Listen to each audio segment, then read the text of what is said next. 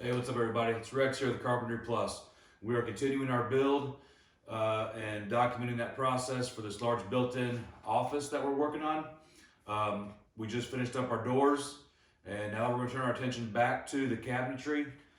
So as mentioned in a previous video, at this point with the cabinetry, we have executed the cut list and the assembly.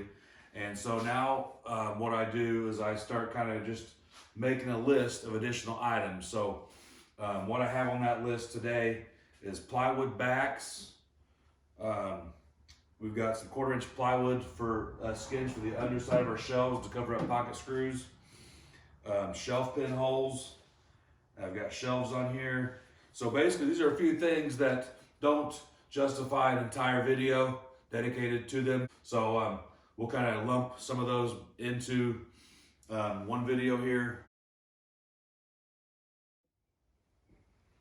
So for our shelf pin holes, we're basically just using this jig from Craig.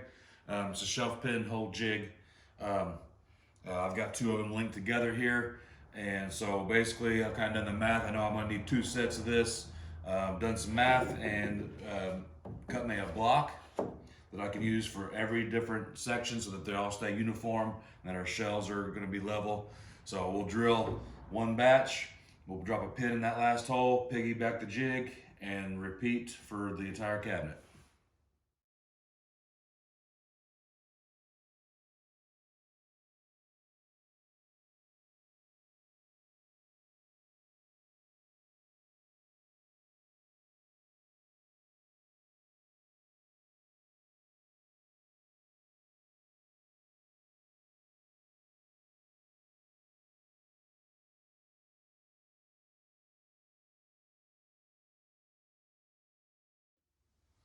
Okay, so we do what we can here to hide all of our pocket screws.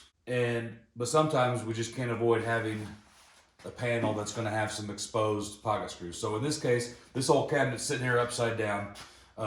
So this surface right here would be the underside of a horizontal fixed shelf. The other side is visible also. It does not have any pocket screws, but this side has some that are exposed. I have filled these a number of different ways over the years using filler. The problem with that is it always shrinks and dries and requires a second application. It requires sanding. And so it just seemed like it was a little bit too much time there. So what we do is we just take 1/4 inch plywood. So we've cut our backs, we've cut our door parts, we've got scrap 1/4 inch plywood. So we'll use that to cut panels to cover over these pocket screws. So we'll run some glue, drop these panels in, pop a couple brads in them, and then we're no more pocket screws. At least not visible ones.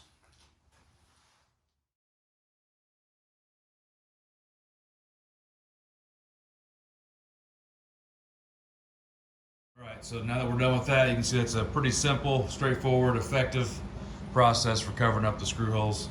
It's a little bit of a waste of material, but not really. So our next step here, now that we've got our shelf pins holes drilled, I like to drill those before I put the backs on so that you can just access this back row better. And we've got our underside skins on. We're ready to put our backs on. Nothing super groundbreaking here. 1/4 inch plywood back. And we're going to staple that on with the 1/4 inch narrow crown staples. And we'll go 3/4 in length. Again, this is bigger than 4 foot in both directions, so I had to split it in 2 pieces. I decided to go horizontal. So I got one piece breaking here and the other piece up here. That made the best use of our material and gave us more usable scraps to use for our door panels and our underside skins here.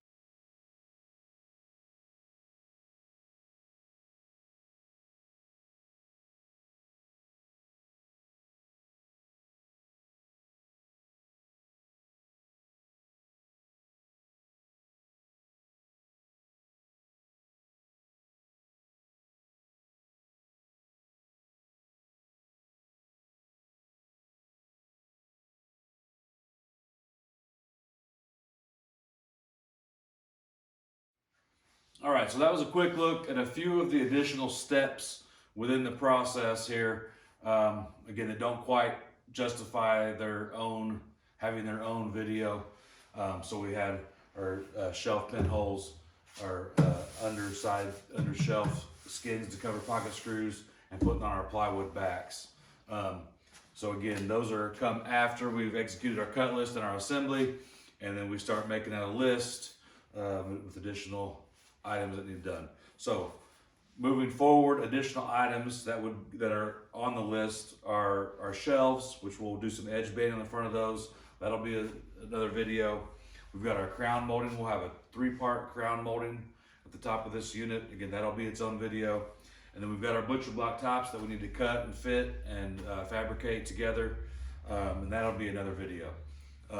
Moving on from there, we'll get into the finishing, and we're gonna capture the installation and get this whole thing captured for you.